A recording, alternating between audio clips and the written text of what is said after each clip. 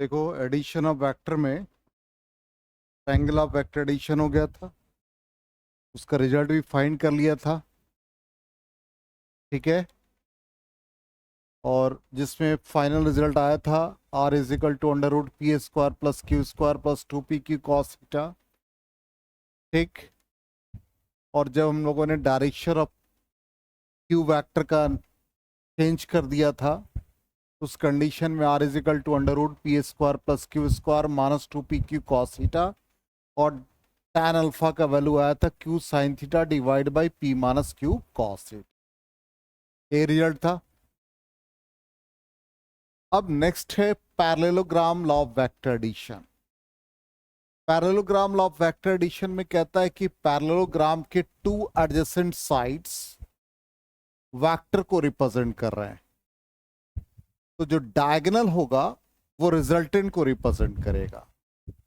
और फिर इसका एनालिटिकल ट्रीटमेंट या मैथमेटिकल एनालिसिस देखेंगे। तो parallelogram law of vector addition कहता है if two vectors can be represented both in magnitude and direction by the two adjacent sides of a parallelogram, then the resultant is represented completely by the diagonal of the parallelogram. इसका मतलब एक parallelogram यदि हम draw कर रहे हैं, suppose ये parallelogram है, तो to adjacent sides, one side and two sides, ये दोनों एडजेसेंट होंगे। तो एक वेक्टर ये रिप्रेजेंट करेगा, दूसरा वेक्टर ये रिप्रेजेंट करेगा। इसके पैरेलल ये है, टू के पैरेलल ये है, तो डायगोनल रिजल्टेंट को रिप्रेजेंट करेंगे। ठीक, ये इसका मीनिंग है। अब यहां पर 1 और 2 का रिजल्टेंट डायगोनल हो गया, डायगोनल हो गया 1 और 2 का रिजल्टेंट। इसका मतलब यदि वन वेक्टर को हम P से रिप्रेजेंट कर रहे हैं, टू वेक्टर को Q से, तो डायगोनल R से रिप्रेजेंट होगा, और फिर R और P के बीच जो एंगल है वो डायरेक्शन को रिप्रेजेंट करेगा। इसका मैथमेटिकल ट्रीटमेंट सेम होगा जैसे हम लोगों ने ट्रायंगल ऑफ वेक्टर एडिशन में किया था। ठीक है,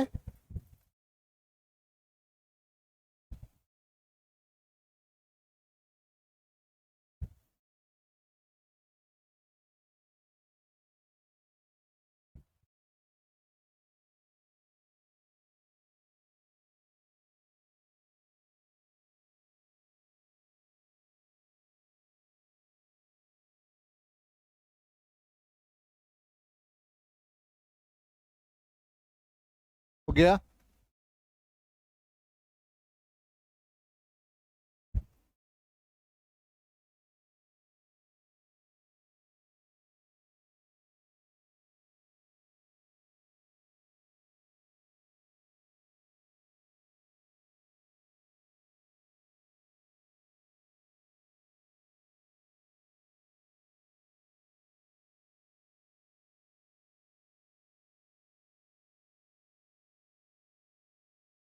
ठीक है, अब रिजल्ट देख। तो इसका एनालिटिकल ट्रीटमेंट बिल्कुल यहां पर फिगर रीड्रॉ करेंगे। देख लो यहां पर P और Q टू एडजेसेंट साइड्स हो गए है, दो एडजेसेंट साइड। अब ये दोनों, एक फर्स्ट वेक्टर को रिप्रेजेंट कर रहा है, दूसरा सेकेंड वेक्टर को। इसके पैरेलल ये, तो ये भी P वेक्टर, इसके पैरेलल ये, तो ये Q वेक्टर। इसका मतलब यहां पर OA BC parallelogram, resultant diagonal हो गया। और हम लोगों ने प्रीवियस क्लास में भी सीखा कि यदि ये P वेक्टर और ये Q वेक्टर, तो यहां एंगल नहीं लेते, इसको हम लोग क्या करते हैं, एक्सटेंड करते हैं। एक्सटेंड कर दिया, और फिर यहां दोनों के बीच का एंगल लिया और एक परपेंडिकुलर ड्रॉ किया। तो in triangle A and B जो हम लोगों ने प्रीवियस क्लास में सीखा था, ये क्या बन गया था, क्यू कॉस थीटा। और फिर ये पी एन हमारा क्या बन गया था भाई, क्यू साइन थीटा बन गया था। वैसा ही मैथमेटिकल ट्रीटमेंट हो जाएगा। तो ओ बी स्क्वायर बन गया आपके हाइपोटेन्यूज, यदि ट्राइंगल हम ओ एन बी ले लें, in triangle O N B, N is the right angled, तो O B square is equal to क्या बन गया, O N square plus B N square बन गया। ओ एन का मतलब क्या हो गया, O A plus A N, B N square हो गया, ओ ए का मतलब पी हो गया, ए एन का मतलब Q cos theta, B N हम लोगों ने क्यू साइन थीटा फाइंड कर रखा है। अब इसको एक्सपैंड कर दें, तो ये P square plus Q square cos square theta plus 2pq cos theta हो गया, ये Q square sine square theta. अब यहां से क्यू स्क्वायर को कॉमन ले लें, तो P square plus Q square cos square theta plus sine square theta 1, तो ये 2p कॉस थीटा हो गया। ओबी को हम लोग रिजल्टेंट आर से रिप्रेजेंट करेंगे, then R is equal to under root P square plus Q square plus 2pq cos theta.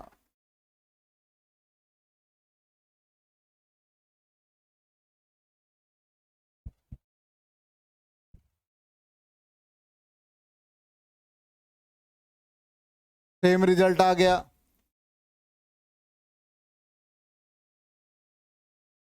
इसलिए parallelogram law of vector addition या ट्रायंगल ऑफ वेक्टर एडिशन बात एक ही है। तो यहां भी डायरेक्शन की बात कर लें,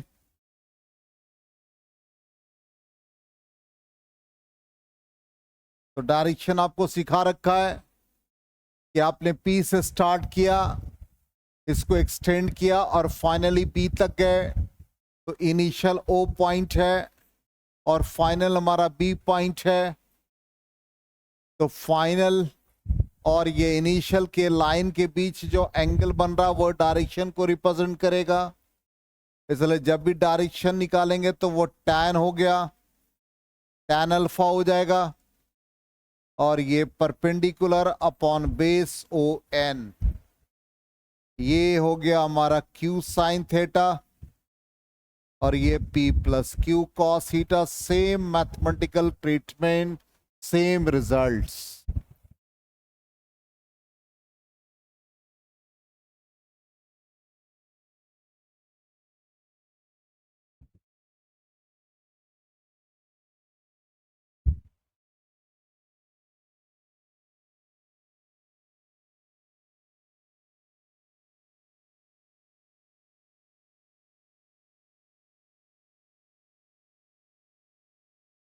हो गया,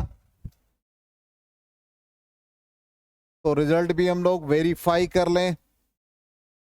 हमारा रिजल्ट सेम है, डायरेक्शन भी वही आ रहा है, तो ये फॉर्मूला हम लोगों को याद रखना है। अब कुछ प्रैक्टिकल एग्जांपल्स, हम लोग इसको कहाँ डेली लाइफ में अप्लाई करते हैं और देखते हैं। लोग कहते हैं भाई फिजिक्स पढ़ रहे हैं तो इसका एग्जाम्पल क्या है, कहाँ पर इसका यूज हो रहा है, वो आप बताएं। तो जैसे एक बर्ड फ्लाई कर रहा है, तो पैरेललोग्राम ऑफ वेक्टर एडिशन के कारण से वो उसका जो फ्लाइट है वो प्रॉपर होता है। ये इसके दो विंग्स है, इस दोनों विंग्स ने एक W1 एक W2, इस विंग के हेल्प से उसने फोर्स एक्सर्ट किया। तो Newton's third law of motion के अकॉर्डिंग रिएक्शन R1 और R2 भी एक्ट करेगा। अब ये R1 R2 बन गए आपके जस्ट लाइक पैरेललोग्राम। तो पैरेललोग्राम के टू एडजेसेंट साइड्स हो गए ये। अब इसको आप पैरेललोग्राम, इसके पैरेलल ये लाइन ड्रॉ कर दो, इसके पैरेलल ये ड्रॉ कर दो, तो ये हमारा डायगोनल हो गया। इसका मतलब जो एयर ने रिएक्शन एक्सर्ट किया R1 और R2, इसका रिजल्टेंट ये इस लाइन के अलोंग चला गया। इसका मतलब ये जो रिजल्टेंट है इसके बॉडी से पास करता हुआ चला गया, तो ये रिजल्टेंट इसको मोशन में हेल्प किया। बिल्कुल इसी तरह से आप स्विमिंग करते हो तो ये आपके बॉडी का पूरा पोर्शन है, ये आपका लेफ्ट हैंड है, ये राइट हैंड है। लेफ्ट हैंड से आपने एयर को स्ट्राइक किया, सॉरी वाटर को, ये भी आपने स्ट्राइक किया। रिएक्शन R1 R2 एक्ट किया, इस दोनों रिएक्शन का लाइन ऑफ एक्शन ये है, तो ये रिएक्शन R2, ये रिएक्शन R1, इसका रिजल्टेंट ये आपके बॉडी से पास कर रहा है। तो आपको जो रिजल्टेंट एक्ट कर रहा है आपके बॉडी के लाइन ऑफ एक्शन से पास कर रहा है, तो आपको स्विमिंग करने में काफी हेल्प करता है। ये सब प्रैक्टिकल एग्जांपल्स। यहां भी parallelogram law of accreditation use हुआ।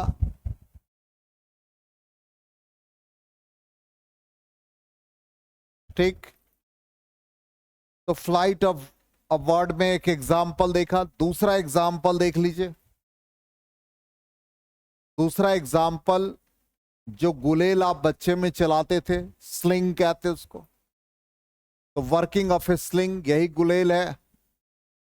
अब ये गुलेल के दो रबर बैंड है, जब आप स्टोन को इस रबर बैंड के बीच में डालते हो और फिर गुलेल के रबर को एक्सटेंड करते हो, तो रबर के लेंथ के अलोंग टेंशन एक्सर्ट होता है।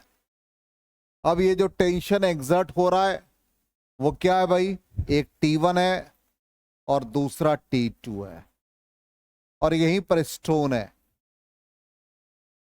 अब ये पैरेललोग्राम के टू एडजेसेंट साइड्स बन गए। ठीक, अब ये इसको कंप्लीट कर ले पैरेललोग्राम को, तो रिजल्टेंट क्या हो गया, डायगोनल के लॉन्ग।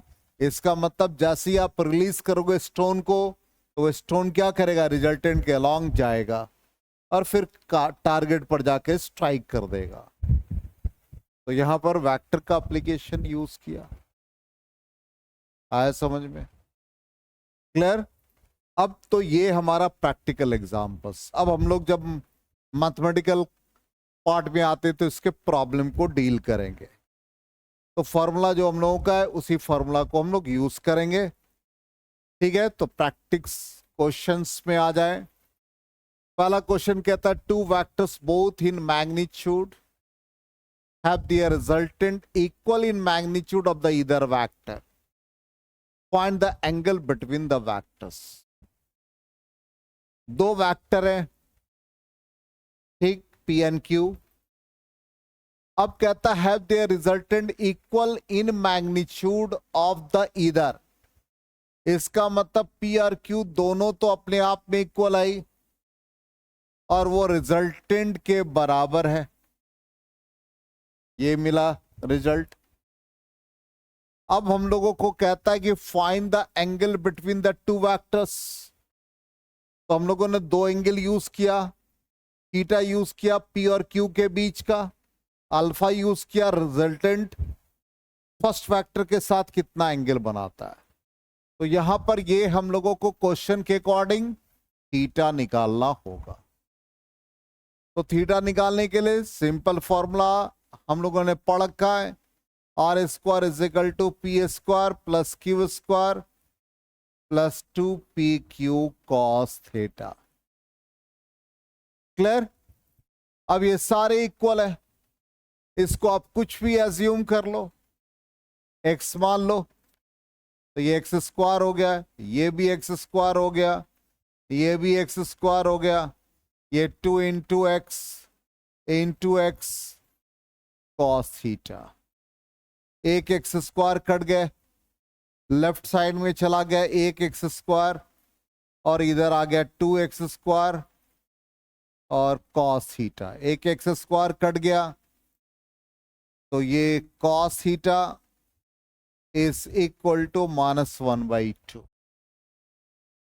अब ये -1/2 हम आगे पढ़ेंगे, अभी के लिए याद रख लीजिए ये 120 डिग्री के इक्वल होता है। तो cos theta 120 degree, then theta is equal to 120 degree, यही हमारा आंसर होगा।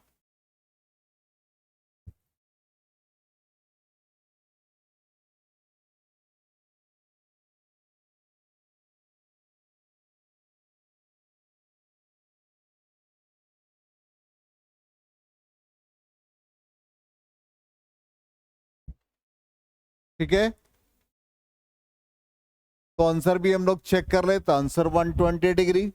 चलो अब नेक्स्ट क्वेश्चन पे आ जाए। नेक्स्ट क्वेश्चन क्या कहता है, two vectors both in magnitude have their resultant equal in magnitude. अच्छा ये सेम क्वेश्चन आ गया, ओ माय गॉड, ये क्वेश्चन चलो वो रिपीट हो गया हमको लगता है, चलो कोई बात नहीं। नेक्स्ट क्वेश्चन कहता the sum of the magnitude of the two forces acting at a point is 18 Newton and the magnitude of their resultant is 12 Newton. If the resultant makes an angle of 90 degree with the force of a smaller magnitude, what are the magnitude of the two forces? The sum of the magnitude of two forces acting at a point, यदि P और Q आप दो force ले रहे हो तो उसका sum 18 newton है, means P plus Q is equal to 18 newton and the magnitude of the resultant means R का मैग्नीट्यूड 12 न्यूटन है। If the resultant makes an angle 90 degree, resultant जब भी एंगल फॉर्म करता है तो हम अल्फा यूज करते हैं, with the force of a smaller magnitude मतलब P के साथ। What are the magnitude of the two forces, इसका मतलब हमें P का वैल्यू फाइंड करना है और Q का वैल्यू भी फाइंड करना है, यही सवाल है हमारा। तो पहले हम लोग को यह सारा वैल्यू दे रखा, P प्लस Q R दे रखा है, ठीक। अब हम लोगों को फाइंड करना है एंगल, यदि दोनों वेक्टर के बीच का पता होगा तभी तो आप रिजल्ट निकाल सकते हैं, ठीक। तो यहां पर आपको दे रखा अल्फा, तो tan alpha is equal to Q sine theta divided by P plus Q cos theta. tan alpha आपके लिए 90 डिग्री गिवन है, तो tan 90 degree Q sine theta divide by P plus Q cos theta. tan 90 degree infinity, जिसको हम लोग लिख सकते हैं एनीथिंग डिवाइड बाई 0, तो 1/0 लिख दिया। ये हो गया Q sine theta divided by P plus Q cos theta. इससे P plus Q cos theta का वैल्यू हमारा 1 आ गया, नहीं P plus Q cos theta का वैल्यू 0 आ गया। इसका मतलब cos theta is equal to क्या बन गया, -P/Q।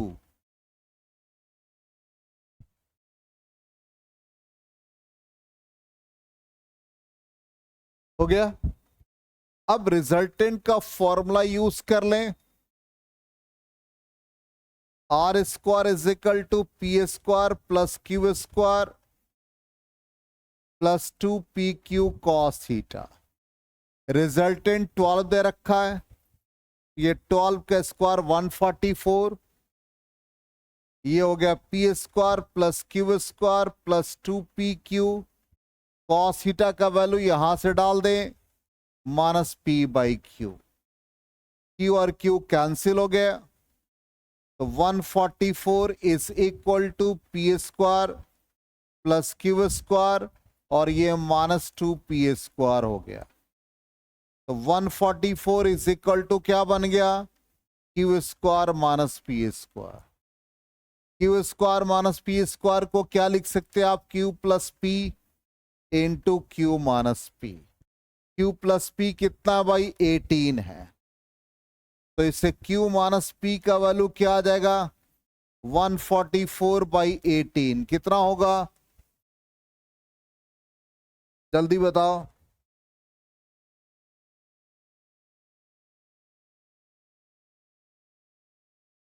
144 बाई 18 है। क्यू प्लस पी कितना है 18 है, हाँ ठीक, कितना हुआ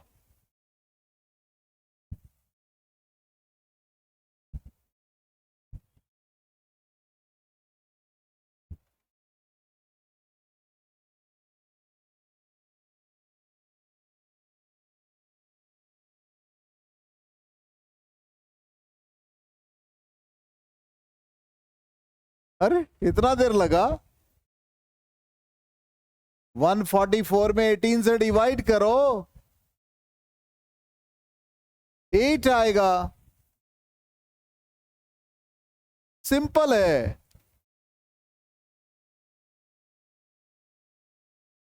ये देखो ना, यहां से पी स्क्वायर में से माइनस 2p स्क्वायर गया तो माइनस पी स्क्वायर बचा,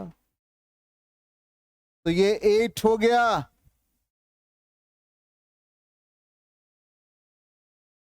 तो q माइनस पी का वैल्यू कितना आ गया 8 और q प्लस पी का वैल्यू कितना 18, दोनों को ऐड करो इक्वेशन को,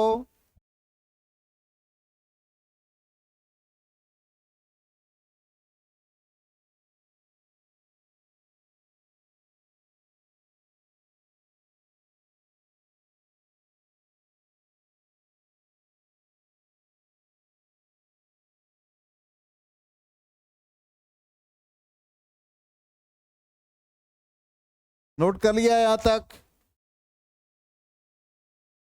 तो p प्लस क्यू कितना आया, p प्लस क्यू 18 था, q माइनस पी कितना आया 8, दोनों को ऐड करो, 2 is Q is equal to 26, Q is equal to क्या आ गया 13 न्यूटन, तो p का वैल्यू कितने आ गया 5 न्यूटन, मिल गया आंसर। तो 5 एंड 13 यही आंसर है। चलिए नेक्स्ट क्वेश्चन आ जाए। अब कहता है 4 फोर्सेस एक्ट कर रहे हैं, P2 P3 P4 P act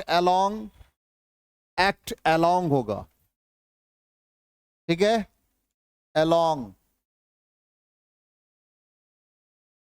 sides of A square taken in order में फाइंड दियर रिजल्टेंट। 4 साइड्स से ये P2P 3P 4P, ये स्क्वायर के साइड को रिप्रेजेंट कर रहा है और सेम ऑर्डर में है,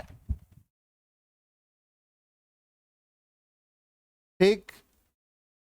तो देखो कैसे ड्रॉ करते हैं, पहले समझो इसको, यहां से लेके यहां तक P का लेंथ इतना है, ये पहला स्क्वायर का साइड बन गया, जस्ट इसका ट्वाइस 2p, इसका 2 गुना, दूसरा साइड बनेगा तो 2 गुना इतना बड़ा हो गया, ये 2p। तीसरा वाला साइड कहता 3 टाइम्स ऑफ इनिशियल, इसका 3 टाइम्स इतना बड़ा बन गया, 3p, ठीक। और 4p 4 साइड, इसका मतलब इसका 4 टाइम्स, लो यहां 4 टाइम्स बन गए 4p। क्या पूछ रहा है? Find their resultant. तो रिजल्टेंट निकालना है। कहां से कहां तक रिजल्टेंट हो गया? यहां से लेकर के यहां मिला दो, ये रिजल्टेंट को रिप्रेजेंट करेगा। ये वैल्यू निकालना। अब इसको मिला दो, ये कितना हो गया? यहां से यहां तक कितना? ये वाला वैल्यू p है, ये कितना है? 2p, तो ये 2p हो गया। ये वाला वैल्यू कितना है? 2p, तो ये वाला वैल्यू कितना हो जाएगा? ये भी 2p होगा। इसका मतलब बेस कितना मिल गया? 2p, परपेंडिकुलर कितना मिल गया? 2p। तो रिजल्टेंट क्या बन जाएगा? अंडर रूट 2p का स्क्वायर प्लस 2p का स्क्वायर हो गया। तो ये कितने आ गए भाई? 4p स्क्वायर, ये भी 4p स्क्वायर हो गया। 8p स्क्वायर बन गए, और ये क्या दे देगा? 2√2p।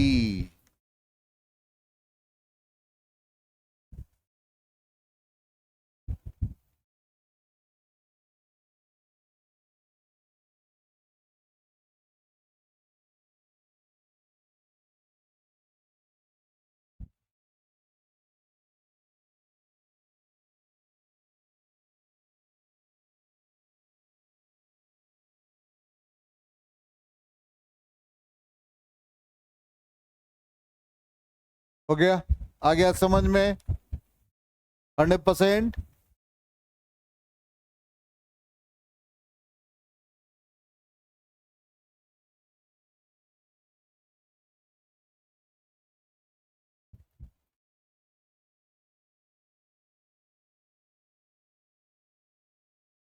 चलो आंसर भी चेक कर लें। 2√2p, ठीक है। अब आ जाए नेक्स्ट क्वेश्चन, क्या कहता है? कहता है if a plus B is equal to C and a square plus B square is equal to C square, then prove that a and b are perpendicular to each other। बोलो कैसे बनेगा? a plus B का value दे रखा है, a plus B is equal to C, और a square plus B square is equal to C square. तो जो हम लोग r इज इक्वल टू लिखते हैं, या r का वैल्यू निकालते हैं under root P square plus Q square plus 2pq cos theta, तो रिजल्टेंट को यहां पर c रिप्रेजेंट कर रहा है। p की जगह पर a, q की जगह पर b है। सिंपल है। तो कोशिश करो, बनाओ, इसको सॉल्व करो।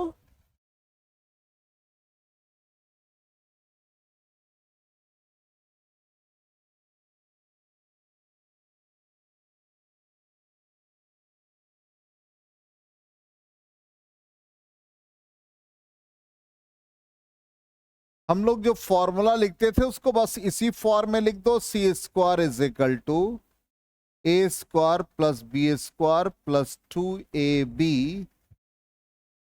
cos theta. सिंपल है। अब यहां पर क्वेश्चन के according A square plus B square का वैल्यू दे रखा है सी स्क्वायर के इक्वल, तो ये आप सी स्क्वायर लिख दो प्लस 2ab cos थीटा लिख दो। सी स्क्वायर कट गए, तो क्या आ गया? 2ab cos theta is equal to, left side में कुछ नहीं बचा, 0, means cos theta is equal to 0। 0 cos का कौन सा वैल्यू? 90 डिग्री। Theta becomes 90 degree.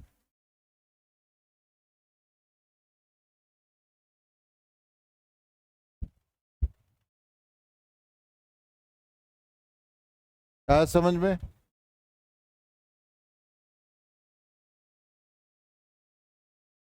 चलिए नेक्स्ट क्वेश्चन कहता है कि the resultant vector P and Q is R. On reversing the direction of q, the resultant becomes s. Show that r square plus s square is equal to twice of p square plus q square. हम लोगों ने जो पढ़ा बिल्कुल वैसा ही है, कहीं कोई चेंजेस नहीं है. p और q दो वेक्टर हैं जिनके बीच का एंगल थीटा, तो रिजल्टेंट आर है. तो जब रिजल्टेंट आर होगा तो फॉर्मूला हमारा बन जाएगा R square is equal to P square plus Q square plus 2pq cos theta. अब कहता on reversing the direction of Q, Q के डायरेक्शन को रिवर्स कर दिया. इसका मतलब क्यू का डायरेक्शन ये हो गया माइनस क्यू, तो रिजल्टेंट बिकम्स एस. ये कंडीशन हम लोगों ने प्रीवियस क्लास में देखा था. तो इसका रिजल्ट क्या आया देखो, आज भी इसको रिपीट किया है. तो S square is equal to क्या बन जाएगा, -2pq cos थीटा बन जाएगा. अब दोनों को ऐड कर दो तो 2pq cos theta -2pq cos theta cancel हो गए. ये बन गया R square plus S square is equal to twice of P square plus Q square. Answer आ गया.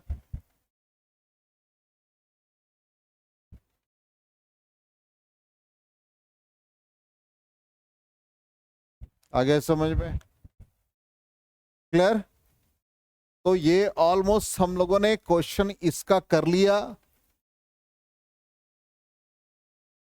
ये प्रूफ करना था. अब ये आपके लिए 4 क्वेश्चन है, ये होमवर्क है. कोशिश करना है इसको सॉल्व करने का. जो आर यूज किया है वो a प्लस बी है. ठीक है, आपके पीडीएफ में भी है क्वेश्चन, इसलिए कोई जरूरी नहीं कि नोट कर ले आप, तो उसमें कर लीजिएगा. तो ये टॉपिक हमारा खत्म हो गया, एडिशन ऑफ वेक्टर. तो ये 4 क्वेश्चन यदि डाउट होगा तो नेक्स्ट क्लास में हम लोग सॉल्व करेंगे. और फिर कंपोनेंट ऑफ वेक्टर, जिसको रिजोल्यूशन ऑफ वेक्टर कहते हैं, वो ज्यादा इंपॉर्टेंट है, बहुत इंपॉर्टेंट है. तो एससी वर्मा में उसके क्वेश्चंस बहुत हैं. ठीक है, तो वो नेक्स्ट क्लास में होगा. उसके बहुत सारे क्वेश्चंस हम करेंगे. ठीक है, उसके ऑलमोस्ट क्वेश्चन कर लेंगे जिससे दिक्कत नहीं हो.